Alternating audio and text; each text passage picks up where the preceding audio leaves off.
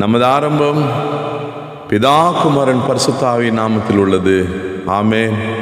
ஆண்டவரை நோக்கி ஜெபிக்கலாம். எங்களுக்கு ஒத்தாசை வரும் பர்வதமே, வானத்தையும் பூமியும் படைத்த சர்வ வல்லவரே, இரக்கங்களின் பிதாவே, இயேசுவின் அதிகாரமுள்ள நாமத்தை சொல்லி உங்கள் சமூகத்தில் எங்களை நாங்கள் தரைமட்டுமாய் தாழ்த்துகிறோம்.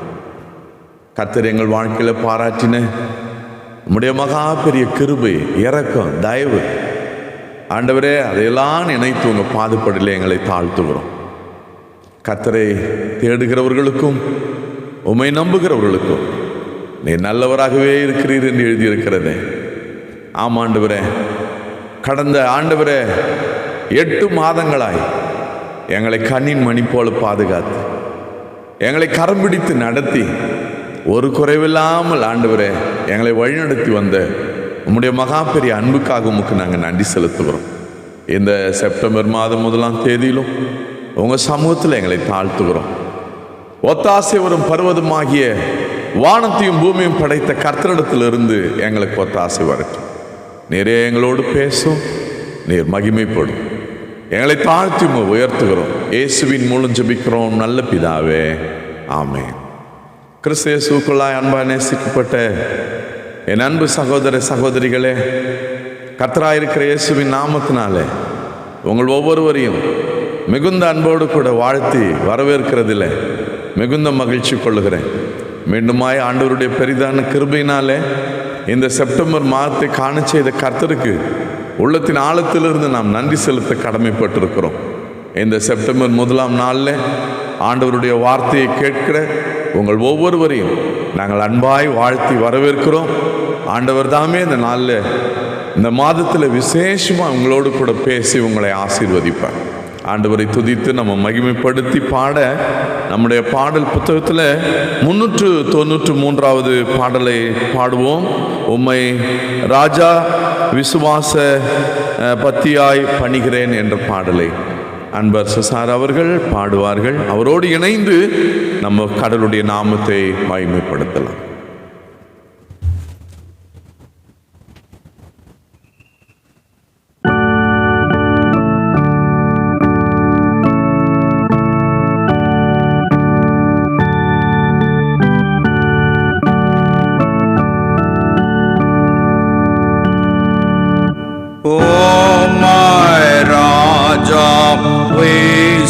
விசுவாச பக்தியாய் பாடுகிறேன்.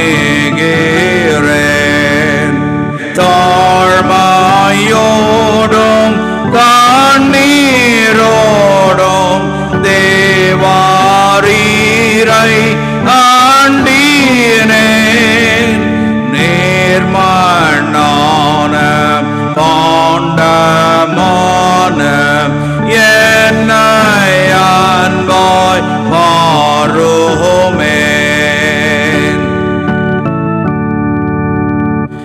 என்னை சோத்த சீர்பாடுத்த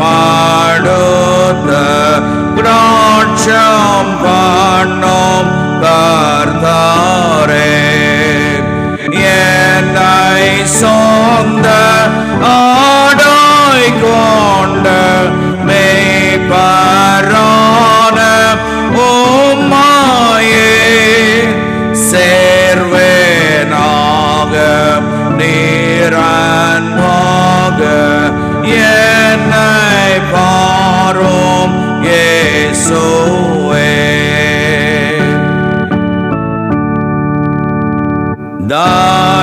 தயவோடே நீரோமோடே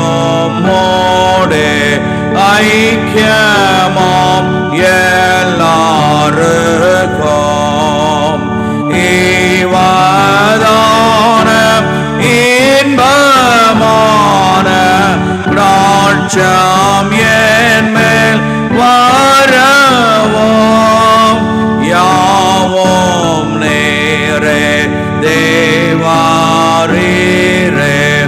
என்னை பார்த்து கிராட்சியோ.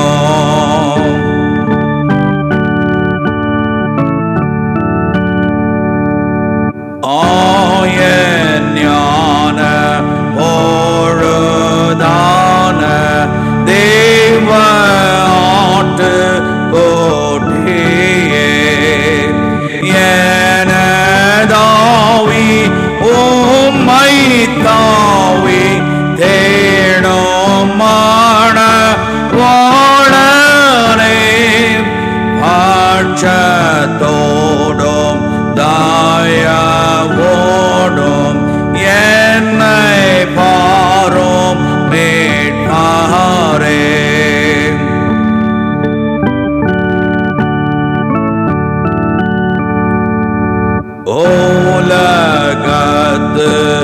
பொய் சம்பத்து மாயையும் சிங்காரமும்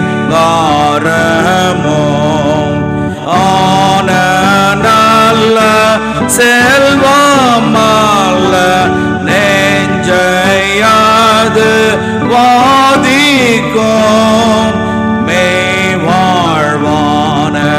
நீரன்பான பார்வை தந்து ரட்சியோம். ஆமென்.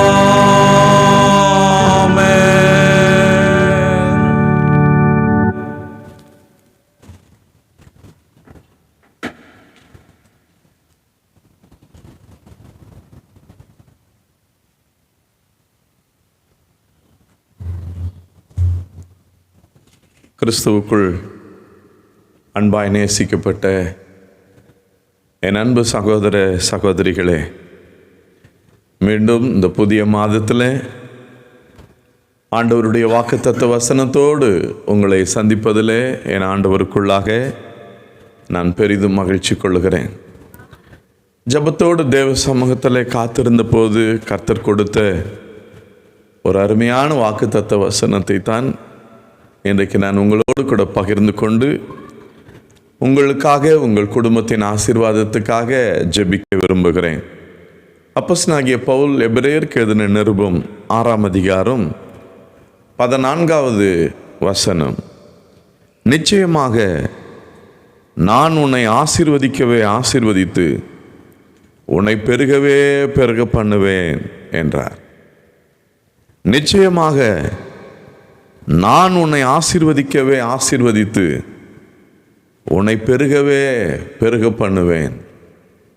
அன்புக்குரியவர்களே, இந்த வாக்குத்தத்தத்தை வாசிக்கும் போதே நம்முடைய உள்ளம் மகிழுகிறது. நம் ஆண்டவர் ஆசீர்வதிக்கிறவர் மட்டுமல்ல, நம்முடைய ஆசீர்வாதத்தினுடைய எல்லைகளை எல்லாம் அவர் பெரிதாக்குகிறவராய் விரிவாக்குகிறவராய் அவர் இருக்கிறார்.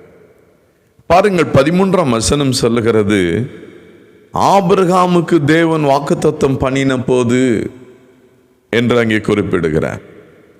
அன்புக்குரியவர்களே, நாம் ஆராதிக்கிற நம்முடைய ஆண்டவர் வாக்குத்தத்தங்களின் தேவனாய் அவர் இருக்கிறார். அவர் வாக்கு பண்ணினால் அதை நிறைவேற்றவும் அவர் வல்லமையுள்ளவராய் இருக்கிறார். ஆபிரகாமுக்கு தேவன் கொடுத்த ஒரு அருமையான வாக்குத்தத்தத்தை இங்கே அப்போஸ்தலனாகிய பவுல் எபிரேயருக்கு ஞாபகப்படுத்தி அவர்களை தைரியப்படுத்துகிறதை நாம் பார்க்கிறோம். இந்த உலக வாழ்க்கையில் எனக்கு ஒரு ஆசீர்வாதம் கிடைக்குமா, என்னுடைய வாழ்க்கை உயருமா, என்னுடைய வாழ்க்கையில் ஒரு சமாதானம் உண்டாகுமா, என்னுடைய வாழ்க்கையில் நிம்மதி பிறக்குமா, நான் விரும்புகிற காரியம் எப்போது நடக்கும், இப்படியே என்னுடைய வாழ்நாள் முடிந்து விடுமா என்று சொல்லியெல்லாம் இன்றைக்கு நீங்களும் நானும் ஏங்கி தவிக்கலாம். ஆகவே தான் ஆண்டவருடைய வசனம் சொல்லுகிறது, நான் உன்னை ஆசீர்வதிப்பேன் என்று சொல்லி வேதம் சொல்லாமல் நிச்சயமாகவே நான் உன்னை ஆசீர்வதிக்கவே ஆசீர்வதித்து என்று ஆண்டவர் சொல்லுகிறார். அன்புக்குரியவர்களே, வேதத்தில் பலமுறை ஆண்டவர் நிச்சயமாகவே என்ற வார்த்தையை இங்கே பயன்படுத்துகிறார். அநேக சமயங்களில் நாமும் கூட பேசும்போது சில காரியங்களை சொல்லும்போது நாம் நம்புவதில்லை. கேட்கிறார்கள், உண்மையா பிராமிஸா நீங்கள் சொல்றீங்களா என்று கேட்கிறோம். அதே போலத்தான் ஆண்டவர் சில வேளையில கொடுக்கிற வாக்குத்தத்தங்களை அநேக சமயங்களில் நம்மளை விசுவாசிக்க முடியாமல் போகிறது. காரணம், சூழ்நிலையை கண்டு நம்ம கலங்குகிறோம், பயப்படுகிறோம். ஆண்டவர் சொல்லுகிறார், நிச்சயமாகவே என்ற வார்த்தை, நிச்சயமாகவே முடிவு உண்டு, உன் நம்பிக்கை வீண் போகாது என்று ஆண்டவருடைய வசனம் சொல்லுகிறது. எந்த சூழ்நிலையிலும் ஆண்டவர் மேல் வைக்கிற அந்த விசுவாசத்தை விட்டு நம்ம ஒரு நாளும் பின்வாங்கி விடவே கூடாது. நம்முடைய பாடுகளுக்கு ஒரு முடிவு உண்டு, நம்முடைய உபத்திரவங்களுக்கு ஒரு முடிவு உண்டு, நம்முடைய பிரச்சனைகளுக்கு ஒரு முடிவு உண்டு. அது நிச்சயமாகவே உண்டு என்று ஆண்டவர் நமக்கு வாக்கு கொடுக்கிறார். பாருங்கள், இங்கே ஆபிரகாமை தேவன் ஆசீர்வதிக்கும் போது நிச்சயமாகவே என்ற வார்த்தையை அவர் பயன்படுத்துகிறார். அன்புக்குரியவர்களே, பொய் சொல்ல தேவன் ஒரு மனுஷன் அல்ல, மனம் மாற அவர் ஒரு மனுபுத்திரனும் அல்லவென்று சொல்லியிருக்கு. அவர் சொல்லியும் செய்யாது இருப்பாரோ? அவர் சொன்னால் சொன்னதுதான், அவர் சொல்ல ஆகும், அவர் கட்டளையிட நிற்கும் என்று வேதம் சொல்லுகிறது. ஆகவே தேவன் நம்மை நிச்சயமாகவே ஆசீர்வதிக்கிறவராய் அவர் இருக்கிறார். மட்டுமல்ல, பெருகவே பெருக பண்ணுவேன் என்று ஆண்டவர் நமக்கு வாக்கு கொடுக்கிறார். அன்புக்குரியவர்களே, நம்முடைய எல்லைகளை பெரிதாக்குகிற கர்த்தர். அப்படித்தானே யாப்பேசை தேவன் ஆசீர்வதித்தார். தன் சகோதரருக்குள்ளே அவன் கனம் பெற்றவனாய் உயர்த்தப்பட்டானே. கர்த்தர் அவனை ஆசீர்வதித்து அவன் எல்லைகளை எல்லாம் விரிவாக்கினாரே. அதே நம்முடைய தேவன், அந்த யாப்பேசின் தேவன் தான் நம்முடைய தேவனாய் இருந்து நம்மையும் ஆசீர்வதித்து நம்முடைய எல்லைகளை அவர் விரிவாக்குகிற தேவனாய் அவர் இருக்கிறார். டாக்டர் பால் தினகரன், ஏசு அழைக்கிறார் ஊழியத்தின் ஸ்தாபகர், சொன்னார், அவருடைய தந்தை டாக்டர் டிஜிஎஸ் தினகரன் ஐயா மரிக்கும்போது 28 ஜபகோபுரங்கள் இருந்ததா. உலகம் எங்கிலும் 28 ஜபகோபுரங்கள். ஆனால் அவர் மரித்த பிறகு இன்று ஏசு அழைக்கிறார், அந்த ஜபகோபுரம் 128 ஜபகோபுரங்கள் உலகம் எங்கும் அது பரவி இருக்கிறதா. பாருங்கள், 28 அது 60ஆக மாறி, அது 100ஆக மாறி 128ஆக எப்படி தேவன் மல்டிப்ளை மேலே ஆண்டவர் மல்டிப்ளை பண்ணி எப்படி பெருக பண்ணி ஆசீர்வதிக்கிறார் என்பதை அவர் சாட்சியாக அறிவித்தார். அன்புக்குரியவர்களே, என் தந்தையோடு இந்த ஊழியம் முடிவடைந்து விடுமா, நான் எப்படி செய்ய முடியும் என்று கலக்கத்தோடு இருந்த அவரை ஆசீர்வதித்து பல மடங்கு 1000 மடங்கு தேவன் உயர்த்துகிறார். அதே தேவன் தான் இந்த செப்டம்பர் மாதம் 1ஆம் நாளில் உங்களையும் என்னையும் பார்த்து வாக்கு கொடுக்கிறார். நிச்சயமாகவே நான் உன்னை ஆசீர்வதித்து உங்களை பெருகவே பெருக பண்ணுவேன் என்று ஆண்டவர் நமக்கு வாக்கு கொடுத்து நம்மை ஆசீர்வதிக்கிறவராய் இருக்கிறார். அன்புக்குரியவர்களே, இதே ஆபிரகாமனுடைய வாழ்க்கையில் நடந்த அந்த காரியத்தை தேவன் எப்படியெல்லாம் ஆபிரகாமை அழைத்து ஆசீர்வதித்தார் என்பதை ஏசாயா தீர்க்கதரிசி மூலமாய் இஸ்ரவேல் மக்களுக்கு ஆண்டவர் மிக அருமையாய் சொல்லுகிறார். பாருங்கள், ஏசாயா 51ஆம் அதிகாரம் 2ஆம் வசனத்தில், உங்கள் தகப்பனாகிய ஆபிரகாமையும் உங்களை பெற்ற சாராளையும் நோக்கி பாருங்கள், அவன் ஒருவனாயிருக்கையில் நான் அவனை அழைத்து அவனை ஆசீர்வதித்து அவனை பெருக பண்ணினேன் என்று சொல்லி ஆண்டவர் இங்கே பேசுகிறார். அன்புக்குரியவர்களே, இஸ்ரவேல் ஜனங்களுடைய சிறையிருப்பின் காலம், அவருடைய எதிர்காலத்தை குறித்து அவர்களுக்கு நம்பிக்கையே இல்லை. 70 ஆண்டுகள் பாபிலோனுடைய சிறையிருப்பில் தத்தளித்தார்கள். இனி ஒரு ஆசீர்வாதம் எங்களுக்கு கிடைக்குமா? இனி எங்கள் குடும்பங்கள் சந்தோஷமா இருக்குமா? எங்கள் பிள்ளைகளுடைய எதிர்காலம் என்னவா இருக்கும்? என்னுடைய வாழ்க்கை எப்படியே சிறையிருப்பிலே முடிந்து விடுமா?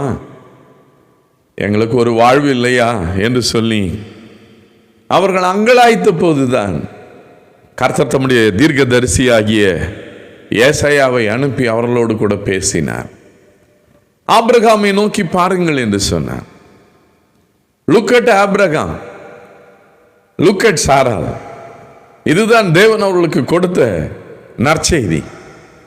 நான் உங்களை ஆசீர்வதிப்பேன் என்று சொன்னால் உங்களால் நம்ப முடியவில்லை. ஆனால் நான் ஆசீர்வதித்த ஆபிரகாமை நீங்கள் நோக்கி பாருங்கள் என்று ஏசாயா மூலமாய் இஸ்ரவேலுக்கு நற்செய்தி வந்தது. உங்களை பெற்ற சாராளையும் நோக்கி பாருங்கள், அவன் ஒருவனாயிருக்கையில் என்று வேதம் சொல்லுகிறது. அன்புக்குரியவர்களே, ஆபிராம் தேவன் அழைக்கிறதற்கு முன்பதாக ஆபிராம் என்று அவருக்கு பெயர். அப்படி என்றால் அவர் ஒரு பிள்ளை இல்லாதவர் என்று அர்த்தம். அன்புக்குரியவர்களே, கர்த்தர் ஆபிராமை அழைக்கிறார், அவரோடு கூட ஒரு உடன்படிக்கை செய்கிறார். அவரை அநேக ஜாதிகளுக்கு தகப்பனாக, சாராய் என்பது அவளுடைய பெயர், சாராளோடு உடன்படிக்கை ஆண்டவர் செய்கிறார். அநேக ஜாதிகளுக்கு தாயாக அங்கே ஆண்டவர் மாற்றுகிறார். ஆகவே தான் வேதம் சொல்லுகிறது, ஆபிரகாமை தேவன் அழைக்கும் போது ஒருவனாய் அவர் இருந்தார். அப்படி ஒருவனாய் ஆண்டவரை அழைக்கும் போது அவருடைய ஆசீர்வாதம் பாருங்கள். கர்த்தர் அவரை ஆசீர்வதிக்கிறார். அவரை மிகவும் திரளாய் பெருக பண்ணி அவளை ஜாதிகளுக்கு தகப்பனாக, தாயாக மாற்றுகிறார். அன்புக்குரியவர்களே, ஆண்டவர் எதற்காக நம்மை அழைக்கிறார்? பாவிகளை மனம் திரும்ப அழைக்கிறார் என்று எழுதியிருக்கிறது அல்லவா? ஒவ்வொருவரும் நம்முடைய பாவங்களை விட்டு, நம்முடைய பொல்லாத வழிகளை விட்டு மனம் திரும்பி இயேசு அண்டை வரும்போது ஆண்டவருடைய கல்வாரி ரத்தம் நம்மை பாவமற கழுவுகிறது, நம்மை நீதிமானாக மாற்றுகிறது, நம்மை பரிசுத்தப்படுத்துகிறது. அவருடைய பிள்ளையாய் ஆண்டவர் நம்மை மாற்றி நம்மை ஆசீர்வதிக்கிறவராய் இருக்கிறார். என்றைக்கு கர்த்தராய் இருக்கிற இயேசு கிறிஸ்துவை விசுவாசிக்கிறோமோ அன்றைக்கே நம் ஆபிரகாமினுடைய பிள்ளையாய், ஆவிக்குரிய இஸ்ரவேலராய் நாம் மாறி விடுகிறோம். அன்புக்குரியவர்களே, ஆண்டவர் நம்மை எதற்காக அழைக்கிறார் பாருங்கள். ஆதியாகமத்தினுடைய புத்தகம் 12ஆம் அதிகாரத்தில் தேவன் ஆபிரகாமை அழைக்கிறார். கர்த்தர் ஆபிரகாமை நோக்கி, நீ உன் தேசத்தையும் உன் இனத்தையும் உன் தகப்பனுடைய வீட்டையும் விட்டு புறப்பட்டு நான் உனக்கு காண்பிக்கும் தேசத்துக்கு போ என்று சொன்னார்.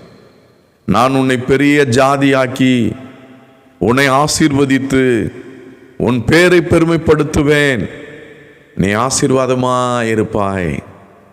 உன்னை ஆசீர்வதிக்கிறவர்களை ஆசீர்வதிப்பேன், உன்னை சபிக்கிறவனை சபிப்பேன். பூமியில் உள்ள வம்சங்கள் எல்லாம் உனக்குள் ஆசீர்வதிக்கப்படும் என்றார். எத்தனை மகா பெரிய ஒரு வல்லமையான வாக்குத்தத்த வசனம் பாருங்கள். மெசொப்பொத்தாமியா நாட்டில் கல்தே பட்டணத்தில் அங்கே தேவன் ஆபிரகாமை அழைக்கும்போது ஒரு விக்கிரக ஆராதனையில் இருக்கிற தேராக குடும்பத்திலிருந்து தான் கர்த்தர் அவரை அழைக்கிறார். அன்புக்குரியவர்களே, ஆண்டவர் ஆபிரகாமை அழைக்கும்போது அவர் தான் போகும் இடம் என்னதென்று தெரியாமலேயே புறப்பட்டு போனார். அதுதான் தேவன் மேல் அவர் வைத்த விசுவாசம். ஆகவே அந்த விசுவாசத்தையே அதை அவருக்கு நீதியாக எண்ணினார் என்று சொல்லி வேதம் சொல்லுகிறது. ஆபிரகாம் தேவனை விசுவாசித்தார், கர்த்தர் அதையே அவருக்கு நீதியாக எண்ணினாராம். என் அன்பு சகோதர சகோதரிகளே, ஆண்டவர் எதற்காக உன்னை என்னை அழைக்கிறார் தெரியுமா? எதற்காக மனம் திரும்பும்படி உங்களை என்னை அழைக்கிறார்? அவருடைய பிள்ளையாய் மாற்றி நம்மை ஆசீர்வதித்து உயர்த்துவதற்காகத்தான். நான் உன்னை ஆசீர்வதிப்பேன், நீ ஆசீர்வாதமாயிருப்பாய். உன்னை பெரிய ஜாதியாக்குவேன், உனக்குள் உன் சந்ததிகள் எல்லாம், பூமியின் வம்சங்கள் எல்லாம் ஆசீர்வதிக்கப்படும் என்று சொல்லி இங்கே ஆண்டவர் வாக்கு கொடுக்கிறார். எத்தனை பெரிய வாக்கு தத்தம் பாருங்கள். அன்புக்குரியவர்களே, ஆண்டவருடைய வார்த்தைக்கு, அவருடைய வாக்கு தத்தத்துக்கு கீழ்ப்படிந்து ஆபிரகாம் புறப்பட்டு செல்லுகிறார். ஜீவனுள்ள தேவனை அவர் கண்டு கொண்டார். ஜீவனுள்ள தேவனுடைய வார்த்தைக்கு தன்னை அர்ப்பணித்தார். ஆண்டவர் காண்பிக்கிற அந்த தேசத்துக்கு அவர் புறப்பட்டு போனார். ஆகவே தான் கர்த்தர் ஆபிரகாமை ஆசீர்வதித்தார். அவர் சொன்ன வாக்குப்படியே கர்த்தர் அவரை பெருக பண்ணினார் என்று வேதம் சொல்லுகிறது. அன்புக்குரியவர்களே, தொடர்ந்து 15ஆம் அதிகாரத்தில் ஆண்டவர் ஆபிரகாமை மறுபடியுமாய் சந்திக்கிறார். ஆபிரகாமே, நீ பயப்படாதே, நான் உனக்கு மகா பெரிய பலனும் கேடகமாய் இருப்பேன் என்று சொல்லி ஆண்டவர் சொல்லுகிறார். ஆனால் ஆபிரகாமினுடைய உள்ளம் சோர்ந்து போயிருந்தது. தேவன் அழைத்தார். ஆபிரகாமுக்கு 75 வயது இருக்கும்போது ஆண்டவர் அழைத்தார். உன்னை நான் ஆசீர்வதிப்பேன் என்று ஆண்டவர் வாக்கு கொடுத்தார். உன்னை பெருக பண்ணுவேன் என்று சொன்னார். ஆனால் இன்னும் ஆபிரகாமினுடைய வாழ்க்கையில் பிள்ளை இல்லை, குழந்தை இன்னும் பிறக்கவில்லை. ஆபிரகாமினுடைய உள்ளம் சோர்ந்து போயிருந்தது. கர்த்தர் ஆபிரகாமை பார்த்து பேசினார், நீ பயப்படாதே, நான் உனக்கு கேடகமாயிருப்பேன், நான் உனக்கு மகா பெரிய பலனுமாயிருப்பேன் என்று சொன்னார். ஆபிரகாம் ஆண்டவரை பார்த்து கேட்டார், என்ன பிரயோஜனம் ஆண்டவரே? நீர் என்னை ஆசீர்வதிப்பேன் என்று வாக்கு கொடுத்தோம், நீர் எனக்கு பெரிய கேடகமாய் மகா பெரிய பலனுமாய் இருந்து எனக்கு என்ன பிரயோஜனம்? இன்னும் நான் பிள்ளை இல்லாதவனாய் இருக்கிறேனே என்று சொன்னார். அன்புக்குரியவர்களே, இப்படித்தான் நாம் பல வேளைகளில் வாக்கு தத்தங்களை பெற்றும் கூட அது நிறைவேறாமல் கால தாமதம் ஆகும்போது நாம் சோர்ந்து போகிறோம். வசனத்தின் மேலே நமக்கு விசுவாசம் இல்லாமல் போய்விடுகிறது. அன்புக்குரியவர்களே, கர்த்தர் பாருங்கள், வேதத்தில் நமக்கு எழுதி கர்த்தருக்காக காத்திரு என்று வேதம் சொல்லுகிறது. சங்கீதக்காரன் சொல்லும்போது சொல்லுகிறார் 27ஆம் சங்கீதத்தில், கர்த்தருக்காக காத்திருக்கிறவர்களே, நீங்கள் திடமனதாயிருந்து கர்த்தருக்கே காத்திருங்கள் என்று எழுதுகிறார். ஏனென்றால் காத்திருக்கிறது என்பது சாதாரண காரியம் அல்ல. அது இருதயத்தை இளைக்க பண்ணும், அது சோர்ந்து போக பண்ணும். பல வருடங்கள் ஆகியும் ஏன் இந்த வாக்கு தத்தங்கள் நிறைவேறவில்லை? இன்றைக்கு நம்முடைய உள்ளம் சோர்ந்து போயிருக்கலாம். உங்கள் குடும்பத்தில் கூட ஏதோ ஒரு காரியம் நடக்கவில்லையே, ஆசீர்வாதம் இன்னும் எனக்கு வரவில்லையே, நான் விரும்புகிற காரியம் இன்னும் என் வாழ்க்கையில் நிறைவேறவில்லையே என்று நீங்கள் சோர்ந்து போய் ஜெபிக்காமல் இன்றைக்கு விசுவாசத்தில் தளர்ந்து போயிருக்கலாம். அப்படித்தான் ஆபிரகாம் சோர்ந்து போயிருந்தார். கர்த்தர் ஆபிரகாமை பார்த்து சொன்னார், ஆபிரகாமே வெளியே வா என்று அழைத்தார். வெளியே வா, வானத்தை அண்ணாந்து பார், நட்சத்திரங்களை உன்னால் என்ன கூடுமானால் எண்ணு என்று சொன்னார். அவ்வண்ணமாய் உன் சந்ததியை நான் பெருக பண்ணுவேன். ஆண்டவர் 3 விதங்களில் ஆபிரகாமுக்கு வாக்கு கொடுத்தார். ஒன்று, வானத்து நட்சத்திரங்களைப் போல உன் சந்ததி இருக்கும் என்று சொல்லி அங்கே வாக்கு கொடுத்தார். 2வது, கடற்கரை மணலத்தனையாய் உன் சந்ததியை நான் பெருக பண்ணுவேன் என்று சொன்னார். 3வதாக, பூமியின் தூளை போல. பூமியின் தூளை யாராவது எண்ண முடியுமா? கடற்கரை மணலை யாராவது எண்ண முடியுமா? வானத்து நட்சத்திரங்களை நம்மால எண்ண முடியுமா? கர்த்தர் சொன்னார், எண்ணி முடியாத அளவுக்கு உன் சந்ததியை நான் ஆசீர்வதிப்பேன். நிச்சயமாகவே நான் உன்னை ஆசீர்வதித்து உன்னை பெருக பண்ணுவேன் என்று ஆண்டவர் வாக்கு கொடுத்தார். என் அன்பு சகோதர சகோதரிகளே, அதே போலத்தான் இன்றைக்கு ஆபிரகாமினுடைய சந்ததி இஸ்மவேலாக அந்த சந்ததியும் கர்த்தர் ஆசீர்வதித்து பெருக பண்ணினார். ஆகாரின் வழியாக இஸ்மவேலையும் கர்த்தர் ஆசீர்வதித்து பெரிய ஜாதியாக்கினார்.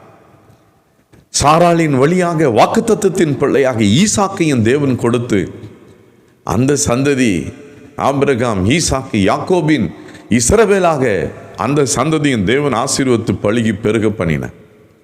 இன்னும் கேத்தூராலையும் அவர் விவாகம் பண்ணி அநேக ஜாதிகளுக்கு அவர் தகப்பனானார் என்று சொல்லி எழுதியிருக்கிறது. என் அன்பு சகோதர சகோதரிகளே, இந்த நாளில் ஆண்டவர் சொன்னால் சொன்னதுதான். இஸ்ரவேல் ஜனங்களுடைய அந்த சிறையிருப்பில் இருந்து எனக்கு ஒரு விடுதலை இல்லையா, எனக்கு ஒரு வாழ்வு இல்லையா என்று அவர்கள் கலங்கின போது, நீங்கள் ஆபிரகாமை நோக்கி பாருங்கள் என்று ஆண்டவர் கட்டளையிட்டார். நீங்களும் நானும் செய்ய வேண்டியது என்ன? அந்த ஆபிரகாமை தேவன் எப்படி அழைத்து ஆசீர்வதித்தாரோ, எப்படி அவரை பெருக பண்ணினாரோ, அவர் வாக்கு கொடுத்தவர் வாக்கு மாறாதவராய் அதை நிறைவேற்ற வல்லவராய் இருந்தார் அல்லவா? கலாத்தியருக்கு எழுதின நிருபத்தில் நீங்கள் 3ஆம் அதிகாரம் 8ஆம் வசனத்தை வாசித்து பாருங்கள். இந்த ஆசீர்வாதத்தினுடைய சுவிசேஷம் ஆபிரகாமுக்கு முன்னதாக அது அறிவிக்கப்பட்டதான். என்ன சுவிசேஷம் அது? பழைய ஏற்பாட்டிலேயே ஆபிரகாமுக்கு இது சுவிசேஷம் அறிவிக்கப்பட்டதா? என்ன சுவிசேஷம்? ஆபிரகாமே, நான் உன்னை ஆசீர்வதிப்பேன், பூமியின் வம்சங்கள் எல்லாம் உனக்குள் ஆசீர்வதிக்கப்படும் என்பது ஆபிரகாமுக்கு முன்னதாகவே சுவிசேஷமாய் கடவுள் அறிவித்தாராம். என் அன்பு சகோதர சகோதரிகளே, உன்னையும் என்னையும் ஆசீர்வதிப்பது தான் தேவனுக்கு பிரியம். பாலாக்கு ராஜா இஸ்ரவேல் ஜனங்களை சபிக்கும்படி பிலேயாம் தீர்க்கதரிசியை கூலி பொருத்தி அவரை அழைத்தார். ஆனால் பிலேயாம் ஜெபித்த போதோ இஸ்ரவேலை ஆசீர்வதிப்பது தான் கர்த்தருக்கு பிரியம் என்று அவருக்கு ஆண்டவர் வெளிப்பட்டார். அன்புக்குரியவர்களே, இதோ தேவன் ஆசீர்வதிக்கிறார். அவர் ஆசீர்வதிக்க வேண்டும் என்பது தேவனுடைய கட்டளை. அதை நான் திருப்பக்கூடாது என்று பிலேயாம் சொன்னார். அன்புக்குரியவர்களே, நீங்களும் நானும் ஆசீர்வதிக்கப்படுவதை எந்த பொல்லாத மனுஷர்களால் தடுக்கவே முடியாது. எந்த பிசாசினாலே தடுக்கவே முடியாது. எந்த மந்திர பில்லி சூனியங்களினாலே தடுக்கவே முடியாது. நீங்களும் நானும் ஒரு நாள் நம்பிக்கையை இழந்துடவே கூடாது. இந்த உலகத்தாருக்கு அந்த நம்பிக்கை இல்லை. வாழ வழி இல்லாமல் கலங்குகிறார்கள். நேற்றைய தினத்தில் ஆம்பூர் ரயில்வே ஸ்டேஷனில் நான் இருக்கும்போது எல்லா மக்களும் பிரமிக்கும்படியான ஒரு காரியத்தை நாங்கள் பார்த்தோம். கூட்ஸ் வண்டி வந்து கொண்டிருக்கிறது. ஒரு ஏழை மனிதன் திடீரென குதித்து அந்த பிளாட்ஃபார்மில் அப்படியே தலையை தண்டவாளத்தில் வைத்து படுத்து விட்டான். 2 பக்கத்தில் இருக்கிற பிளாட்ஃபார்ம் ஜனங்களெல்லாம் கத்துகிறார்கள், கூச்சல் இடுகிறார்கள். முன்னதாகவே அந்த கூட்ஸ் டிரைவர் பார்த்து, நல்ல வேலை சிக்னல் இல்லாததுனால அவர் வண்டியை ஸ்லோவாக ஓட்டி கொண்டு வந்து கொண்டிருக்கிறார். முன்னதாகவே அதை பார்த்து விட்டு ரொம்ப கஷ்டப்பட்டு அந்த கூட்ஸ் வண்டியை அவர் ஸ்லோ பண்ணி பிரேக் பண்ணுகிறார். அதற்குள்ளாக எல்லா மக்களும் பதறி போய் கத்தி கூச்சல் எடுக்கிறார். ஒருவர் குதித்து தண்டவாளத்திலிருந்து அவரை தூக்கி வெளியே நிறுத்தினார். கிட்ட வந்து கூட்ஸ் வண்டி நின்னது. எல்லாரும் மனம் பதறி போய் விட்டாங்க. கொஞ்ச நேரத்தில் அவருடைய தலை அப்படியே துண்டிக்கப்பட்டு இருக்கும். கண் எதிரிலே அதை பார்த்துருப்போம். எங்கள் எல்லாருக்கும் கை காலெல்லாம் அப்படியே உதறல் வந்தது. பயந்து போனார்கள். அந்த ஏழை மனிதன் அந்த நாளெல்லாம், அந்த இரவெல்லாம் எனக்கு தூக்கமே வரவில்லை. காரணம் என்ன? வாழ முடியவில்லை. இந்த உலகத்தில் அனாதியாய், உணவில்லாமல், இருப்பிடம் இல்லாமல் வாழ்வதை விட செத்து போனால் நன்றாக இருக்கும் என்று சொல்லத்தான் கேட்டிருக்கிறோம். ரயில் தண்டவாளத்தில் தலையை வைக்க போனேன் என்று. ஆனால் நேரடியாக அந்த சம்பவத்தை பார்த்தபோது என் உள்ளமே அதிர்ந்து போனது. என் அன்பு சகோதர சகோதரிகளே, ஒருவரும் இன்றைக்கு தைரியத்தை நாம் இழந்து விடவே கூடாது. ஒருவரையும் நாம் விசுவாசத்தை விட்டு பின்வாங்கவே கூடாது. நாம் ஆராதிக்கிற நம்முடைய ஆண்டவர் இயேசு கிறிஸ்து இன்றைக்கும் ஜீவன் உள்ளவராய் இருக்கிறார். ஆபிரகாமின் தேவன் இன்றைக்கு நம்மையும் ஆசீர்வதிக்க வல்லவராய் இருக்கிறார். அதற்காகத்தான் இந்த பூமிக்கு இயேசு என்னும் பேரில் நம்மை தேடி வந்தார். நமக்காக ஒரு பாரமான சிலுவை எடுத்துக்கொண்டு கொல்கதாவுக்கு ஏறி